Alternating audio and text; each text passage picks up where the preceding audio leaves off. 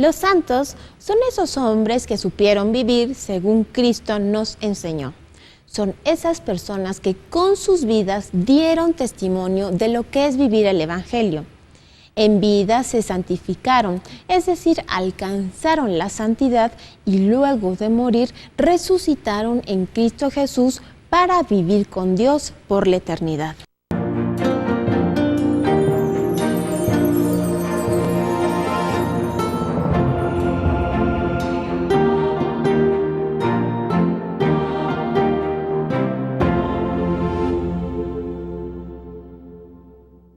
Queridos amigos, es un gran gusto saludarles a través de la televisión para traerles hoy varias hagiografías, como se les llama a las biografías de los santos. Sea usted bienvenido a Ver y Creer. Durante los próximos minutos estaremos juntos para conocer historias verdaderas de héroes de carne y hueso que alcanzaron la heroicidad en la vida siendo hombres buenos y justos que supieron dar rumbo en sus vidas a la voluntad de Dios. Comencemos con el beato John Duns Scott, el franciscano que aportó los razonamientos suficientes para demostrar que la Virgen María fue concebida inmaculada sin el pecado original, uno de los 4 dogmas de fe marianos.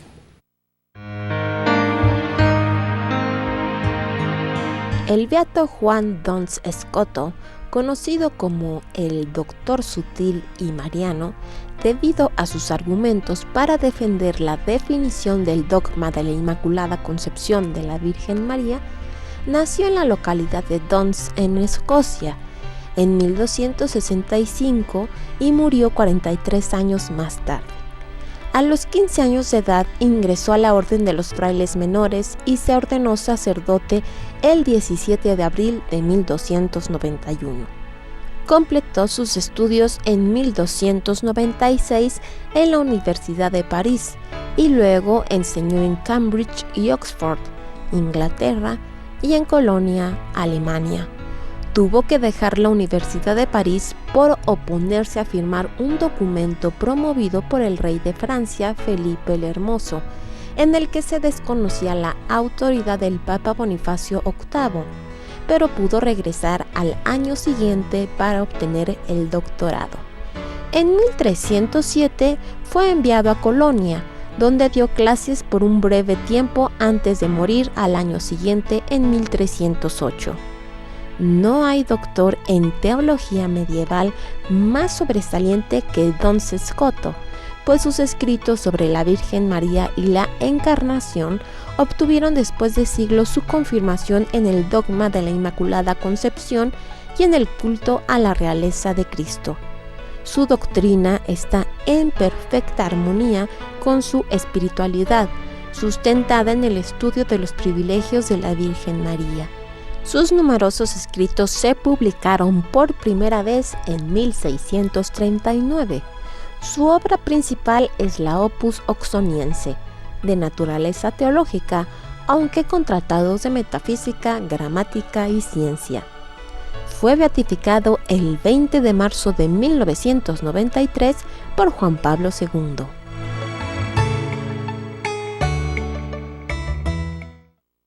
México necesita recuperar la sana moral, entre muchas cosas, pero hay algo por ahora que es urgente para México, es más, le urge. ¿Qué es lo que a nuestro país le urge? Pues buenos gobernantes, rectos, honrados, a carta cabal. Pero el problema es que la mayoría de nuestros políticos han sacado a Dios de sus vidas y no voltean a ver al cielo, a pesar de que tienen un modelo ejemplar de gobernante, quien además es su santo patrono. Me refiero a San Thomas More, quien además es mártir, pues prefirió la muerte a aceptar la infidelidad del rey Enrique VIII de Inglaterra. Conozcamos enseguida, atención especial a gobernantes y políticos, a Santo Tomás Moro. El santo patrono de políticos y gobernantes, San Thomas More, nació en Londres en 1478. Estudió leyes, literatura clásica y teología en Oxford y en Londres. En 1505 se casó con Jane Colt, con quien tuvo 4 hijos. Ella murió 6 años después, en 1511, y él estableció un segundo matrimonio con Alice Middleton, una viuda madre de una hija. Thomas siempre fue un esposo fiel y un padre cariñoso, comprometido en la educación académica, intelectual, moral y espiritual de sus hijos. En 1504, bajo el reinado de Enrique VII, fue elegido por primera vez como miembro del Parlamento inglés. Años después, el rey Enrique VIII lo confirmó en el cargo y además lo nombró representante de la corona en Londres, con lo que inició una brillante carrera en la administración pública. Como hombre de la confianza del rey, sirvió en diversas misiones diplomáticas y comerciales en Flandes y en el territorio de Francia. Por sus méritos fue nombrado miembro del Consejo de la Corona, juez presidente de un tribunal, vicetesorero y caballero. En 1516 escribió su afamado libro Utopía. En 1523 llegó a ser portavoz de la Cámara de los Comunes. En 1529, en un momento de crisis política y económica del país, el rey lo nombró canciller del reino, convirtiéndose así en el primer laico en ocupar el cargo, al que en 1532 se vio obligado a renunciar debido a las pretensiones del rey de asumir el control de la Iglesia en Inglaterra. En consecuencia, Enrique VIII ordenó encarcelarlo en la Torre de Londres, donde fue sometido a presiones psicológicas para que prestara juramento de fidelidad al rey. Pero él venció toda forma de presión fiel a sus principios, creencias y valores. Durante el proceso jurídico en su contra, él pronunció una apasionada apología de las propias convicciones sobre la indisolubilidad del matrimonio, el respeto del patrimonio jurídico inspirado en los valores cristianos y la libertad de la Iglesia ante el Estado. Condenado por un tribunal, murió decapitado el 6 de julio de 1535, a pesar de la alta estima en que siempre lo tuvieron tanto la corona como el pueblo de Inglaterra. Fue beatificado en 1886, canonizado como mártir en 1935 y declarado patrono de políticos y gobernantes por Juan Pablo II el 31 de octubre del año 2000. Para quien se desempeña en la cocina como chef, cocinero, cocinera o como ama de casa, para todo aquel que se pone a guisar, es fundamental encomendarse a San Pascual Bailón para que sea él quien le ponga el sazón a la comida y todo quede delicioso. El santo patrono de los cocineros fue un frailecito franciscano de origen español, que aunque vivió de manera muy sencilla, siempre fue muy feliz. Su lugar favorito para estar era ante el sagrario en adoración de Cristo en la Eucaristía. Curiosamente, San Pascual Bailón nació un día de Pentecostés y 52 años después murió también en el día de Pentecostés.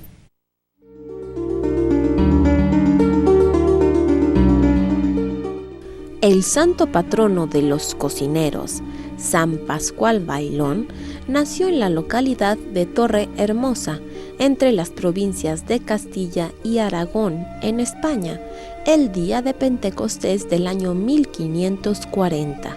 Sus padres eran campesinos y él fue pastor desde niño, de los 7 a los 24 años de edad, cuando acudió al convento de los franciscanos para integrarse a la vida religiosa como hermano lego. Siempre fue un hombre de vida austera y de maravillosa inocencia.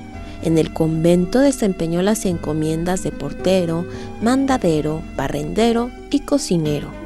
El más grande amor en su vida fue siempre Jesucristo sacramentado. Sus ratos libres, de día y de noche, los pasaba en la capilla del convento, de rodillas y con los brazos abiertos ante el sagrario, desde donde compuso hermosas oraciones al Santísimo Sacramento. Solía hablar poco, pero cuando se trataba de la Sagrada Eucaristía, inspirado por el Espíritu Santo, hablaba extensamente enseñando hermosas catequesis. Pascual murió en la fiesta de Pentecostés del año 1592, el 17 de mayo. Antes de morir, escuchó unos campaniles y preguntó de qué se trataba. Al saber que era el momento de la elevación en la Santa Misa, dijo: «¡Ah, qué hermoso momento!», y luego regresó a la casa del Padre. Tras su muerte, obtuvo de Dios grandes milagros para sus fieles devotos. Fue beatificado el 29 de octubre de 1618 por Pablo V y canonizado el 16 de octubre de 1690 por Alejandro VIII. El Papa León XIII lo proclamó patrono de los congresos eucarísticos y de las asociaciones eucarísticas. Una breve oración a San Pascual el Bailón reza así: «Querido San Pascual, consíguenos del buen Dios un inmenso amor por la Sagrada Eucaristía, un fervor muy grande en nuestras frecuentes visitas al Santísimo y una grande estimación por la Santa Misa. Amén». Hablemos ahora de un santo mexicano, es más, del protomártir mexicano y primer santo mexicano canonizado, quien murió mártir en las costas de Nagasaki, en Japón, por órdenes del emperador Taiko-sama. ¿Qué andaba haciendo un mexicano en Japón y por qué desató la ira del emperador? Estos y otros detalles de la vida de San Felipe de Jesús enseguida.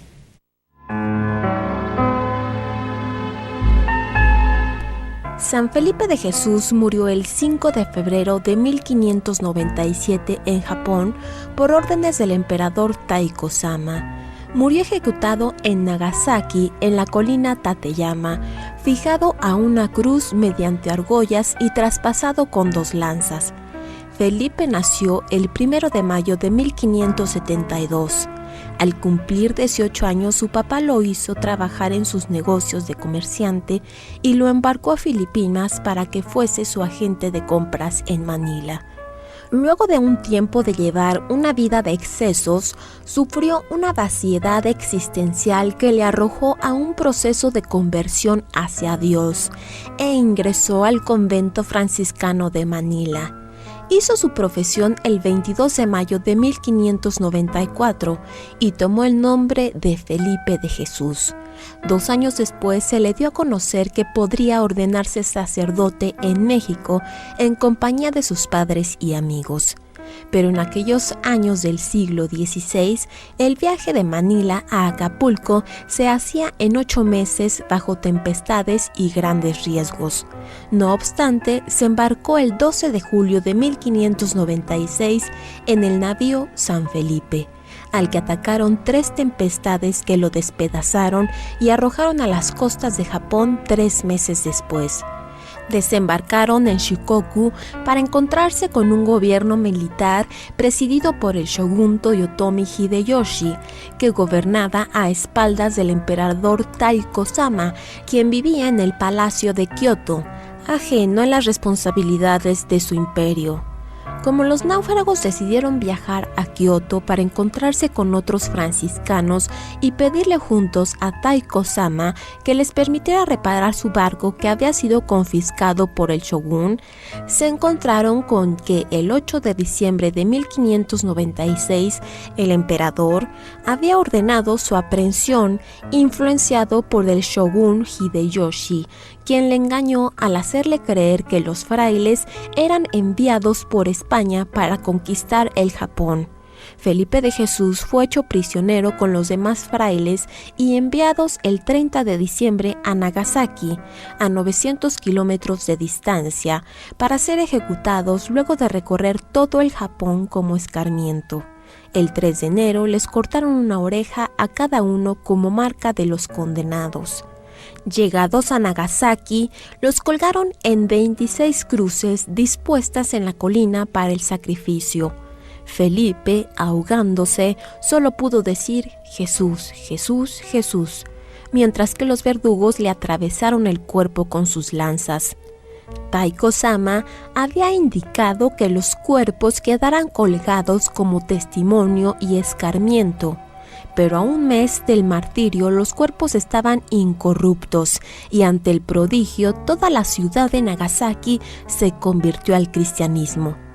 30 años después de su martirio, en 1627, fue beatificado.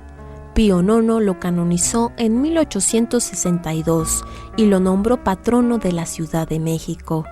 Sobre la colina Tateyama en Nagasaki hay una iglesia dedicada a este mexicano que murió mártir en Japón.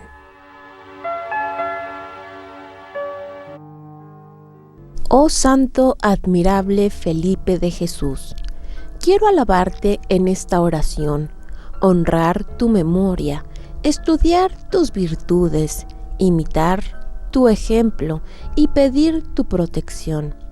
Consigue del Espíritu Santo luz para mi mente, afecto para mi voluntad y ternura para mi corazón, a fin de obtener mucho fruto. Alcánzanos la gracia de Dios, la perseverancia final, la devoción a Nuestra Señora de Guadalupe y el remedio de nuestras necesidades. Amén. De veras que cada persona es una historia de Dios, como lo vemos con la vida de cada uno de estos santos, vidas que se han traducido en valientes y valiosos testimonios de amor a Dios y del amor de Cristo. Por el momento hagamos una pausa que es breve y continuamos con más de las fascinantes vidas de los santos amigos de Jesús.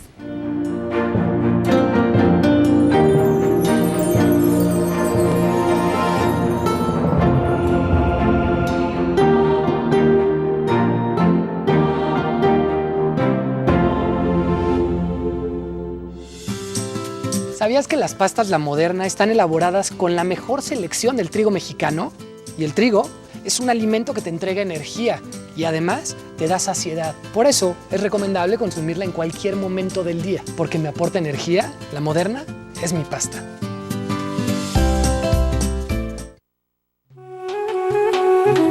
Queridos amigos, les invito a que conozcan 2 videos en formato de DVD que contienen una extensa investigación de hagiografías, tanto de santos varones como de santas mujeres. Ambos DVDs son de 2 horas de duración cada uno y contienen información de 30 amigos y de 30 amigas de Jesús, que con sus vidas trataron de ser como Él y que mucho tienen que compartir con nosotros a través de sus testimonios de vida. Ambos DVDs ya se encuentran disponibles en Casa de San José.